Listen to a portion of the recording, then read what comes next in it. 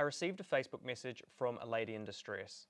Her partner had just moved out of home into an Airbnb because his cocaine addiction had become so problematic that it was affecting the relationship and also the upbringing of their son. Now, they didn't have a plan. They just knew that it had got to the point where something needed to happen. So he moved out, and then she sent me a message asking for help. Now rewind 12 months. He owns a successful business bringing in millions of dollars. However, the relationship is struggling. And the more the relationship struggles, the more he pours himself into his work. But then the more he pours himself into work, the more stress begins to build in his system. He then turns to alcohol to relieve some of that stress, which isn't too bad. But as things escalate, he then needs more to soothe the pain and the stress that's within his life caused by not just work, but also the relationship. So that is when he turns to cocaine. His company was going through a major restructuring, which meant there was a lot of pressure put on all of the staff. The second in command particularly had a big workload. And what happened over time was that workload pushed the 2IC to the point of a mental breakdown. He then needed to take a sabbatical from work, which meant that all of his work had to be spread amongst the rest of the team. Obviously then, this put more pressure on everyone within the company. The business owner, let's call him Lewis for the sake of this video, was a very strong, independent man. And that strength, masculinity and drive is actually what built him the success within the business. Now his strengths were evident, but his weaknesses were about to come to the surface. Because of his strength and independence, he struggled to be vulnerable and he struggled to ask for help, seeing vulnerability or asking for help as a sign of weakness. And so when the pressure got put onto him once the 2IC had taken the sabbatical, instead of asking for help and spreading the work amongst the team, he decided to take it all on himself. His home life was stressful, and now work had become immensely stressful. And this is when the cocaine addiction got taken to the next level. He started using it multiple times a day, almost as if he was having a coffee. And then on top of that, he would also be drinking coffee. This pushed him into a state of manicness. And that is a sure sign that lying beneath is a reality that someone just isn't willing to face. When I first listened to the voice note that his wife had sent me through Facebook Messenger, I went through my forensic psychology process, getting all the details to understand what was happening, how it was happening, and where it had all stemmed from. Once I had a clear picture, then I would be able to provide a solution for him and his wife. Now, if you look at the images below, you'll see the process I went through and the patterns that this man had playing in his life. And if you are unsure or do not understand these models, then please just go through my online course. It's completely free. It's called Discover Your Authentic Self, where we break down what patterns are, what habits are, from the mental, emotional, from really the psychological perspective. Now, we're going to be breaking down his patterns in reverse chronological order. So starting with the end, with the problem that was evident in his life. So the very first thing is that he was using cocaine. So these arrows are the actions we take. So he's taking cocaine, and that is to ease some kind of stress and give him a feeling of certainty. So he is using cocaine, and that gives him an internal feeling of certainty, which is avoiding pain. But as we know, the outcomes we experience, the actions we take, our life is a reflection of what's happening inside of us. So going back and looking at what's happening inside of him, there was obviously an eagerness, an attachment to cocaine, right? Because it was meeting his needs, he had an attachment to cocaine. So there was this eagerness inside him to take cocaine, and that exists here. But because within our system, we will never go after something positive like a stimulant, a pleasurable feeling, if there's not simultaneously something negative happening within us. So inside was immense stress. From work, he would then be enticed to go and take cocaine to get that feeling of certainty. So we've got an enticement and excitement to go and do this in the future because of stress inside. So that enticement exists here in vector 6. as something to chase in the future, a desire in the future, but it comes from a present moment stress. So there's stress in the present moment that is driving him to take cocaine. And if we look at what that present moment stress is, this is the stimulus. And so for him, it is, I'm just going to write workload. So you'll notice that there's a stimulus that triggers a thought, a feeling, an action, and an outcome. So we're going to go back through and uncover where this all begun and where the core of his work lies. So now if we go back a step, why was he throwing himself into work? Why did he put all of his energy into work? Obviously, it was meeting some of his needs. It was meeting the need for certainty again. Certainty. But because it made him so much money, it was also validating his self-worth. Validation. He had all the flashiest toys. It really met, his work met all of his needs. It met his need for variety.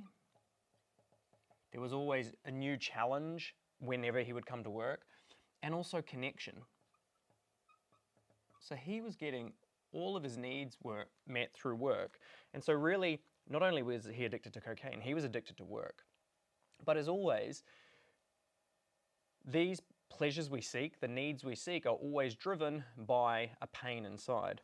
So the action he would take, he would work more. So again, it's the same pattern, but in a different context. So he was, again, eager, excited to get up and go to work. In fact, he would wake up at about 3 a.m. and just get out of the house straight away. But the question is, why? What was the pain driving him? Inside, he had a resentment towards his relationship. So there is the being home to him was stressful. Being in the relationship was stressful. So it was driving this same chain of events. And as you can see, it just compounded on top of itself. So this is the relationship.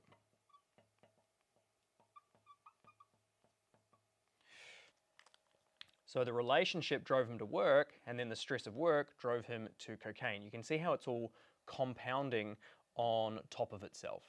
Now, when I asked him why the relationship was a cause of stress, a point of pain in his life, he said that whenever he went to say something, he would feel judged, he would get criticized, and ultimately feel like he was being attacked. And I can absolutely appreciate that perspective because I've been in a very similar situation. And so it became evident that he had fear with communication in his relationship, which was another pattern playing out. So I'll just draw that in here. So the action he would shut off. He wouldn't communicate. So I'm just going to write shut off, but really that means that he was too scared to communicate. He was too scared to say what was on his mind because he feared being attacked. Now that would bring a sense of certainty. So his strategy was to shut off because that's where he felt the safest. And for him, safety was a form of pleasure. So I'm just going to draw the core emotion here, which is fear. So fear exists here in vector 5. So shutting off would be a kind of pleasure. So he was drawn towards shutting off, but really it was just fear driving him. So whenever it came to communicate,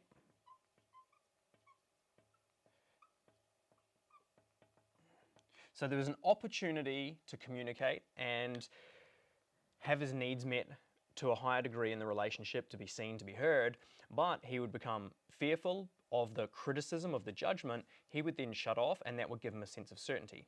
Essentially, he wasn't speaking up for himself, and he was burying that down, and that stress was still inside of him. So the relationship was negative, he turned to work. Work was stressful, so he turned to cocaine.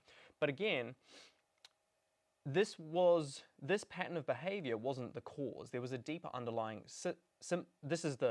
there is a deeper underlying cause. This is just a symptom of the cause. Fear only exists because of deeper underlying shame.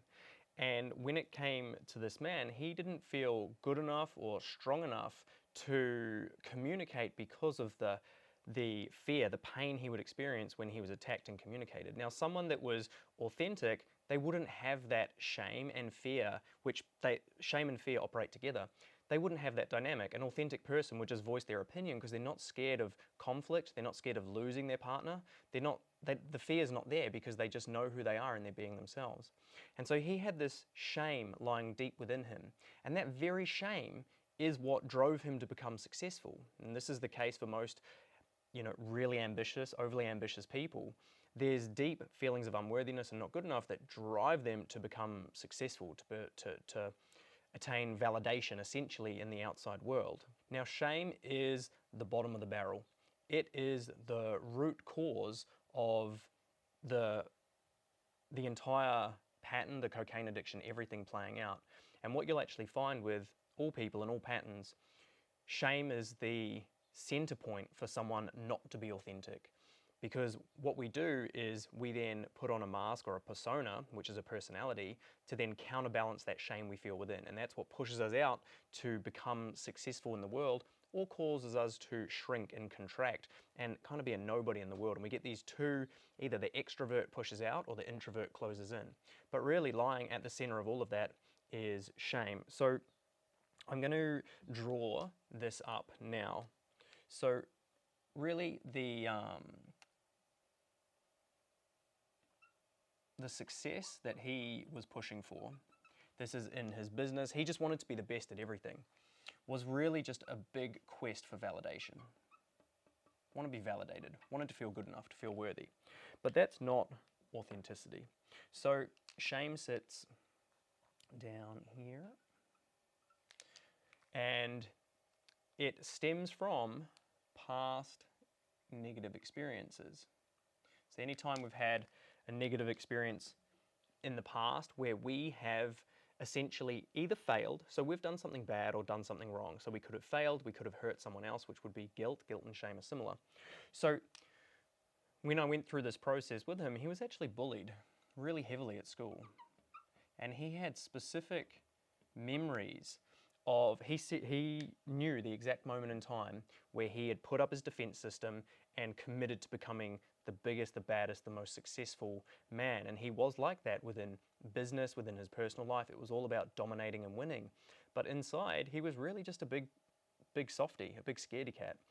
Deep down inside, there were those feelings of shame and unworthiness. And so it all came down to this event where he was bullied at school and people were laughing at him.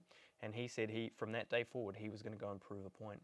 And so this is what we worked on together, and the work that he needs to do is just to keep getting deeper down into who he truly is beyond that shame. Because what shame does, and there's a video you can watch on this, I'll put a link below or somewhere around the video, where if we don't feel worthy, we overcompensate.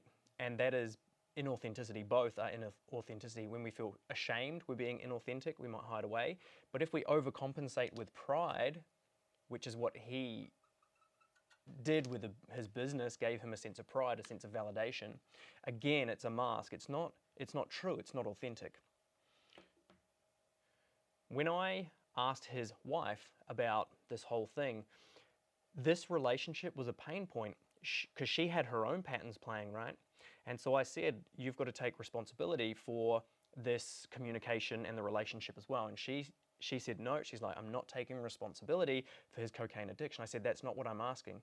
I'm just asking you there's a reason he is scared to communicate. And yeah, it's on him. It's a deeper level of shame. However, you, as a partner, you can help him communicate by making him feel safe or creating a space where he feels safe. So hear him out, listen to him with an open heart, the same way you would listen to a child who's hurting inside. And by doing that, he's going to feel safe to communicate. And then when he communicates his needs, you communicate your needs, you're going to have a far better experience. And if that had occurred and the relationship was a source of love and a source of pleasure instead of a source of stress, then there wouldn't be so much energy put into work, so much stress, and obviously the cocaine addiction that followed.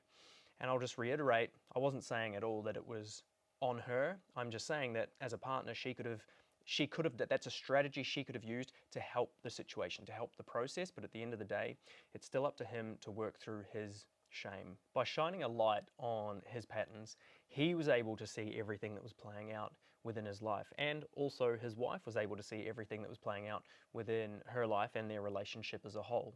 And through that process, it was clear that both needed to do some work on themselves, both needed to work through their fears and their shames. And to do that is a process of feeling those emotions, crying them out. And essentially what you'll find is with all patterns in life, all habits we have, any problem we might be facing, it's simply a result of an unresolved emotion which is driving a pattern of behavior. When we resolve the emotion, then that pattern of behavior never plays out. We essentially change who we are. The more emotions we work through, the more authentic we become. We essentially take off our mask and we start acting in a way that is genuine, true, authentic, and it's inspiring.